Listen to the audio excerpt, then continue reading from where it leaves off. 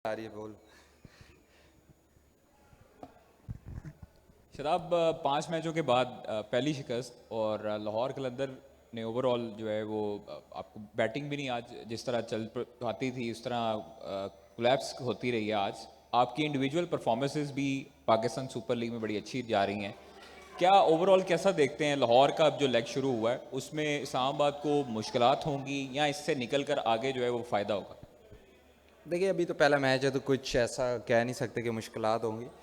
Obviously जब आप जिस मर्ज़ी सिटी में खेल रहे हो, ये कंडीशन थोड़ी डिफरेंट है जो हम पीछे खेलते आ रहे हैं।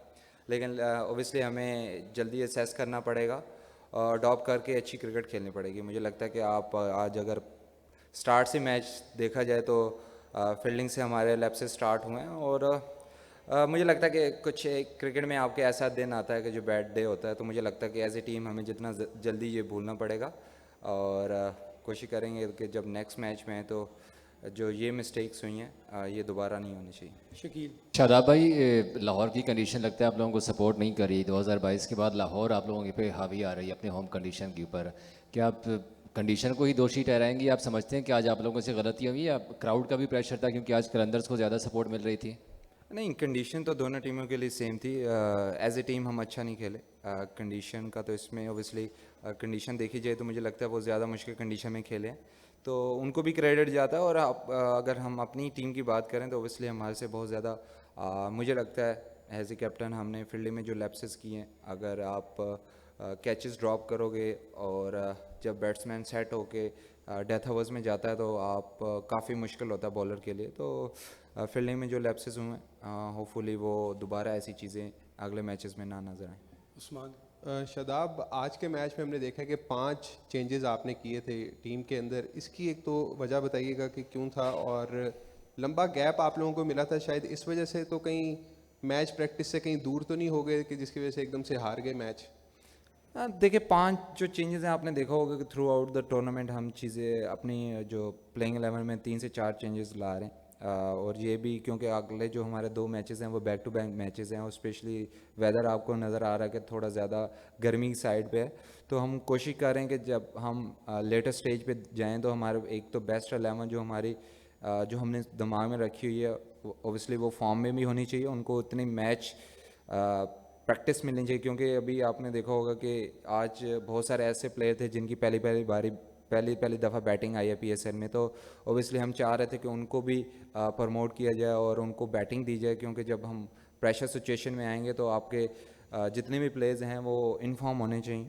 और आपको नेक्स्ट मैचेस में भी काफ़ी चेंजेस नज़र आएंगे, क्योंकि हम बैक टू बैक खेल रहे हैं और हम सब प्लेयर को कोशिश कर रहे हैं कि फ्रेश रखा जाए, क्योंकि इस वेदर में अगर फ्रेश नहीं हो तो काफ़ी मुश्किल हो जाता है। अबू बकर।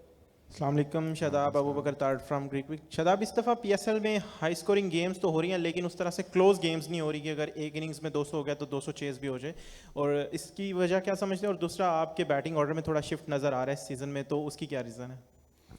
अब देखिए, जिस तरह मैंने पहले भी बोला है कि लेटेस्ट स्टेज के लिए काफ़ी चीज़ें हम सोच रहे हैं। ओबियसली हम पीछे जीतते भी आ रहे हैं, वो भी एक फैक्टर है। और ओबियसली अब हम इस कंडीशन में हैं कि हम सिचुएशन में हैं कि हम चीज़ें ट्राई आउट कर सकते हैं और अपने जो हमारे हम जो समझ रहे हैं कि हमारे बेस्ट प्लेइंग 11 के प्लेयर्स होंगे उनको मैच प्रैक्टिस इतनी मिलनी चाहिए कि जब वो प्रेशर सिचुएशन में उनकी बारी या बॉलिंग आए तो वो कॉन्फिडेंस हो, क्योंकि अगर आपके एज ए प्लेयर आपकी परफॉर्मेंसेस पीछे होती हैं तो आप कॉन्फिडेंस लेवल एक डिफरेंट होता है। और दूसरा, मेरे बैटिंग ऑर्डर का भी सेम है, मतलब ऐसा नहीं है कि ये टीम सिर्फ मेरे लिए है। ओबियसली हम सबको चाहते हैं कि सब फॉर्म में रहें और अच्छे तरीके से वो परफॉर्म करें टीम के लिए। जी अच्छा शराब, एक तो कहते हैं ना टीम परफेक्ट चल रही हो तो एक बुरा मैच होता है, तो ये आपको लग रहा है कि वही बुरा मैच था और आगे सारे ठीक होंगे? और दूसरा, आजम की जो बैटिंग ऑर्डर है उसमें